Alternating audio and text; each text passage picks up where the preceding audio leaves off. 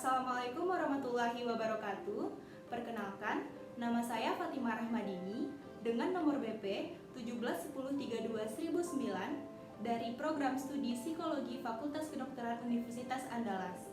Nah, kali ini saya akan membuat sebuah video training mengenai kepemimpinan atau leadership yang bertujuan untuk memenuhi mata kuliah pelatihan. Seperti apakah videonya? Selamat menyaksikan. Assalamualaikum warahmatullahi wabarakatuh. Perkenalkan, nama kakak Fatimah Rahmadini dari Program Studi Psikologi Fakultas Kedokteran Universitas Andalas. Nah, sebelumnya kakak ingin bertanya bagaimanakah kabar adik-adik semua? Alhamdulillah, mudah-mudahan dalam keadaan sehat walafiat ya semuanya. Amin amin ya robbal alamin. Nah, kali ini kakak akan memberikan sebuah pelatihan atau training kepada adik-adik semua mengenai kepemimpinan atau yang biasa kita dengar sebagai leadership. Sebelumnya kakak ingin bertanya, apakah adik-adik mengetahui atau pernah mendengar apa yang dimaksud dengan kepemimpinan itu? Nah, benar sekali, kepemimpinan merupakan bagaimana atau tata cara seseorang itu memimpin sebuah kelompoknya atau organisasi. Nah, di sini kakak akan menjelaskan lebih lanjutnya lagi ya. Kita masuk saja ke pengertian kepemimpinan itu sendiri. Nah, kepemimpinan dapat didefinisikan sebagai suatu proses pengarahan dan pemberian pengaruh pada kegiatan-kegiatan dari sekelompok anggota yang saling berhubungan tugasnya. Dari pengertian yang sudah kakak jelaskan tadi, terdapat 3 implikasi dari kepemimpinan itu sendiri. Nah, yang pertama, itu ada kepemimpinan merupakan adanya hubungan orang lain yang satu dengan yang lainnya, yaitu antara atasan dan bawahannya. Yang kedua, kepemimpinan itu menyangkut pembagian kekuasaan yang tidak seimbang di antara pemimpin dan anggota kelompoknya.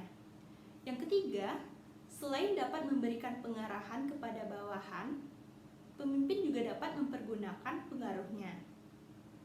Nah, kepemimpinan ini sendiri merupakan bagian penting dari suatu manajemen, tetapi tidak sama dengan manajemen. Kepemimpinan merupakan kemampuan yang dipunyai oleh seseorang untuk mempengaruhi orang lain agar bekerja mencapai tujuan dan sasarannya. Sementara itu, manajemen mencakup sebuah kepemimpinan, tetapi juga mencakup fungsi-fungsi lain seperti perencanaan, pengorganisasian, dan pengawasan. Nah, di sini dapat dikatakan bahwa kepemimpinan itu sangat berbeda dengan manajemen, tetapi manajemen itu mencakup sebuah kepemimpinan. Seperti itu. Sejauh ini apakah adik-adik ada yang ingin ditanyakan? Baiklah, jika tidak, kita akan masuk ke materi selanjutnya, yaitu tujuan kepemimpinan itu sendiri. Nah, di tujuan kepemimpinan ini, itu kepemimpinan bertujuan untuk memberikan pedoman bagi setiap kegiatan pemimpin, sekaligus menjadi patokan yang harus dicapai. Sehingga tujuan kepemimpinan agar setiap kegiatan yang dilaksanakan itu dapat mencapai tujuan yang diinginkan secara efektif dan efisien. Nah, tujuan kepemimpinan itu sendiri adalah bagaimana kepemimpinan itu dapat membantu pemimpin untuk mencapai tujuannya secara bersama-sama dengan anggota kelompoknya itu yang berjalan dengan efektif dan efisien, seperti itu. Kemudian ada fungsi dari kepemimpinan itu sendiri. Nah, apa-apa sajakah fungsi dari kepemimpinan ini? Nah, agar kelompok berjalan dengan efektif, seseorang harus melaksanakan 2 fungsi utamanya. Yang pertama, fungsi-fungsi yang berhubungan dengan tugas atau task related atau pemecahan masalah. Dan yang kedua, itu ada fungsi-fungsi pemeliharaan kelompok atau group maintenance atau sosial. Nah, fungsi utama tadi itu menyangkut pemberian saran penyelesaian, informasi dan pendapat, dan sebagainya. Sementara itu, fungsi kedua ini mencakup segala sesuatu yang dapat membantu kelompok berjalan lebih lancar, persetujuan dengan kelompok lain, penengahan perdebatan pendapat, dan sebagainya. Selanjutnya, apakah adik-adik mengetahui apa saja kepemimpinan yang efektif itu? Ya, berwawasan luas. Nah, itu benar sekali. Kakak akan jelaskan lebih lanjut ya. Di sini ada 4 kepemimpinan yang efektif. Yang pertama, kepemimpinan itu menciptakan wawasan untuk masa depan dengan mempertimbangkan kepentingan jangka panjang organisasi. Nah, yang kedua, bagaimana mengembangkan strategi yang rasional untuk menuju ke arah wawasan tersebut. Yang ketiga, memperoleh dukungan dari pusat kekuasaan dan seluruh anggotanya.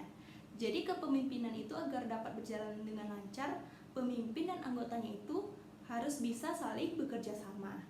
Nah, serta yang keempat itu ada memberi motivasi yang kuat kepada kelompok inti dan seluruh anggota untuk mencapai tujuan dari organisasi itu sendiri. Selanjutnya,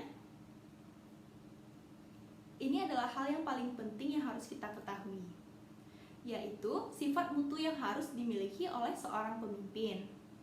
Yang pertama itu ada akhlak yang baik. Yang kedua, memiliki daya imajinasi, berpikir menurut fungsinya, mampu bersikap adil kepada semua, memiliki banyak minat, bersikap sebagai pendidik, memiliki emosional yang matang, bersikap sebagai perencana, mampu menghormati diri dan orang lain, teguh, tegas, serta mampu mengorganisir dengan rapi, bersemangat, energik, bersifat sebagai pelatih, ekspresif dan berbicara dan menulis, logis berpikirnya juga selalu tajam dan selalu siap, bertanggung jawab, kreatif, dan bekerja keras, serta setia kepada semua kepentingan dalam kelompok itu sendiri atau kepentingan dari sebuah organisasi itu.